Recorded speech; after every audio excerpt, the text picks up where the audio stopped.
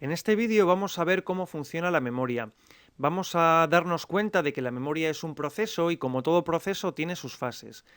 El conocimiento de estas fases, del funcionamiento básico de la memoria, nos va a permitir comprender muchísimo mejor las técnicas que vamos a utilizar durante el curso y nos va a permitir ayudarnos, nos va a ayudar a mejorarlas. Vamos a ver de qué fases se compone la memoria. Mirad, pues tenemos tres fases principales. Una primera fase, que es la del registro del material, una segunda, que es el almacenamiento, y otra tercera, que es la fase de recuperación, cuando nuestra memoria nos devuelve el material que hemos aprendido. Vamos a comparar estas tres fases con el funcionamiento del despacho de una secretaria, para que veáis de manera un poco más gráfica cómo funciona. Vamos con ello. Fijaos, nos vamos a imaginar que nuestra memoria es, como he comentado ahora, el despacho de una secretaria que consta de varias partes. En un primer momento tenemos esta mesita, que es donde registramos el material. Aquí depositaríamos nuestro material. Nuestra secretaria lo registraría y lo clasificaría aquí, en un gran archivador gigante que tendríamos aquí. Cuando queremos recuperar el material, nuestra secretaria lo buscaría en este archivador y nos lo devolvería y nos lo colocaría en esta mesa que tenemos aquí. Vamos a ver qué tipos de datos podemos tener en esta mesita que tenemos aquí. Podemos colocar diferentes tipos de datos. Vamos a ver cuáles son. Fijaos, tenemos tres tipos de datos principales que podemos archivar en nuestra memoria. El primer grupo son los datos en bruto. Son ese tipo de datos que nos tenemos que aprender, como digo yo, porque sí. No hay manera de razonarlos. Son datos, por ejemplo, como las capitales de los países, como el vocabulario de otros idiomas, ríos, montañas, ese tipo de datos que de alguna manera no podemos razonar. Tenemos que memorizarlos y no hay otra manera de hacerlo. Este tipo de datos los vamos a denominar datos en bruto. Luego tenemos los datos razonables. Son aquellos tipos de datos que necesitamos razonarlos de alguna manera para comprenderlos. Aquí se encontrarían, por ejemplo, las matemáticas. Os he colocado aquí el simbolito este para que, lo podáis recordar mejor. Matemáticas, física y química, todos aquellos elementos que tengamos que hacer un razonamiento lógico. Y luego nos encontramos con los datos conectados, que son ese tipo de datos que tienen alguna secuencia más o menos lógica, que tienen algún patrón. Por ejemplo, si estamos estudiando los mamíferos, podemos encontrar cierta conexión entre el material que tenemos. Si estamos estudiando, por ejemplo, el cuerpo humano, pues podemos encontrarnos información en esos temas que tienen una secuencia más o menos lógica, y que sus datos están conectados en una secuencia que más o menos podemos distinguir ciertos patrones. Cada uno de estos tipos de datos, los vamos a ver durante el curso, cada uno de estos datos que vamos a ver, hay que estudiarlos de una manera distinta. No podemos estudiar de igual manera los datos en bruto, aquellos que nos tenemos que aprender porque sí, que los datos razonables. Ni tampoco podemos estudiar de la misma manera los datos conectados que los datos razonables y los datos en bruto. Tendremos que utilizar sistemas distintos para que nuestro aprendizaje sea mejor, sea más eficiente. Vamos a ver qué sistemas tendremos que utilizar. Fijaos, los principales sistemas que tenemos para almacenar este tipo de datos son tres. El razonamiento, que es el primer sistema que tenemos que utilizar siempre que nos encontremos con algún tipo de información y podamos razonarlo. La repetición, que es el sistema que deberemos utilizar para los datos conectados. Ya veremos cómo hemos de hacer esta repetición. Y la asociación. La asociación es el sistema que tendremos que utilizar para los datos en bruto. Ocurre que muchas veces, posiblemente os haya pasado, que hayáis utilizado la repetición, que es el sistema de almacenamiento de nuestra memoria más utilizado para cualquier tipo de datos. No es correcto, ¿vale? Lo mejor, por ejemplo, si nos encontramos datos en bruto por vocabulario de otros idiomas o capitales y países, hay muchas personas que se dedican a repetirlo constantemente hasta que se lo graban en la memoria. Pues no es el sistema correcto, ¿de acuerdo? Aprenderemos en el curso a asociar este tipo de datos. Este es el sistema que deberemos utilizar para estudiar todos los tipos de datos, todos los datos que tengamos que sean brutos, que nos tengamos que aprender, como he dicho antes, porque sí. Este tipo de datos, suele ser el más difícil de estudiar para las personas, porque generalmente no utilizan la asociación para aprenderlos. La mayoría de las personas estamos acostumbrados a utilizar la repetición para todo. Incluso hay personas que utilizan la repetición para aprender datos que debemos de razonar.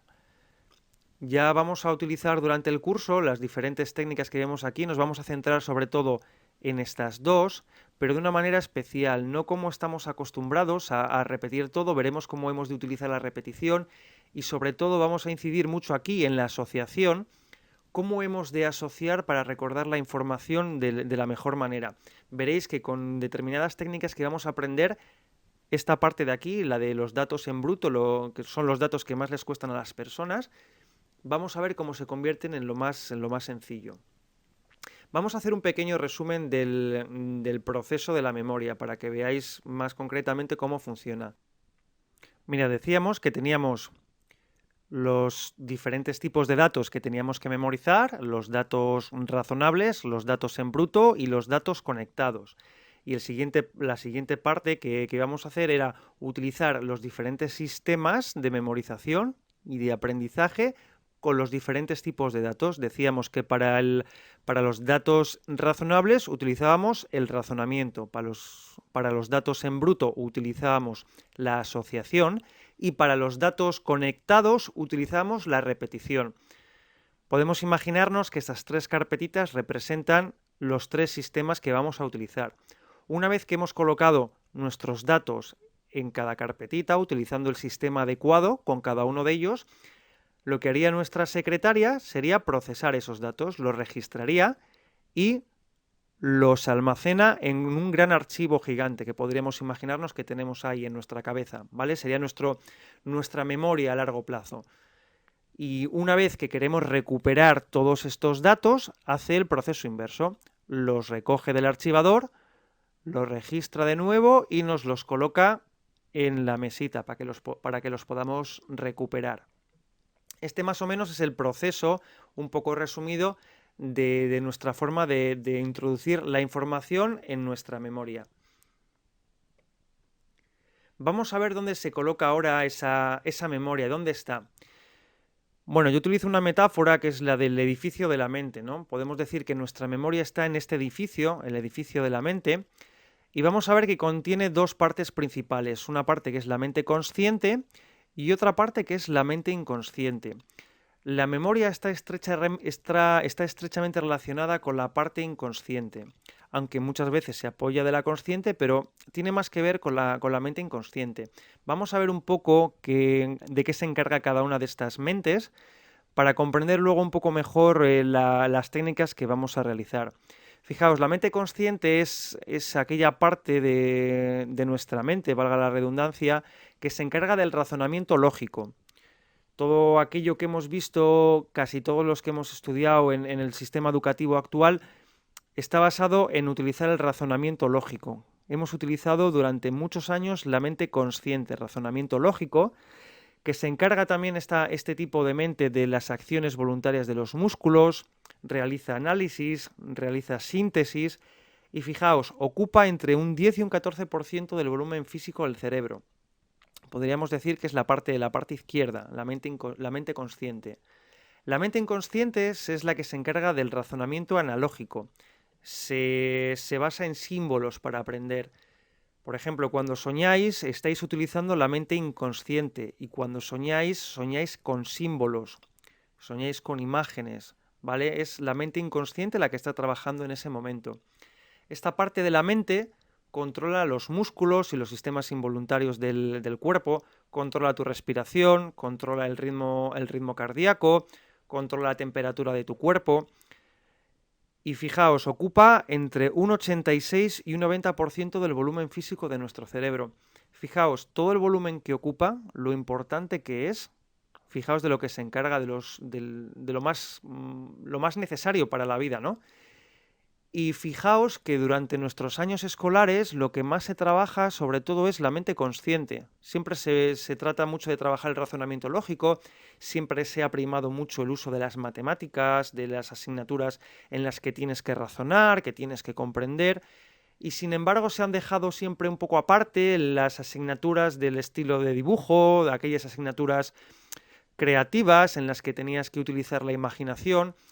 Y fijaos lo importante que es en esta parte, ¿no? De un 86 al 90% del volumen de nuestro cerebro, y vamos a trabajar este 10 y 14%. Hemos trabajado durante nuestros años escolares esta parte de aquí, ¿no? Durante el curso vamos a trabajar mucho la parte inconsciente, esa parte que nos falta por trabajar, esa parte que se encarga de la imaginación, de la visualización, de la creatividad, y vamos a utilizar muchas técnicas que se basan en esos principios, en el razonamiento analógico. Y además de eso las vamos a combinar con elementos de la parte consciente. Pero bueno, que sepáis desde ahora que vamos a trabajar mucho esta parte, que es la que más nos falla a todos, ¿no? No sabemos cómo utilizarla para realizar aprendizajes, y durante todo el curso vamos a trabajar mucho, mucho aquí, mucho en esta zona, la parte del inconsciente. Ahora vamos a hacer un pequeño resumen para que tengáis claro lo que hemos visto en este vídeo.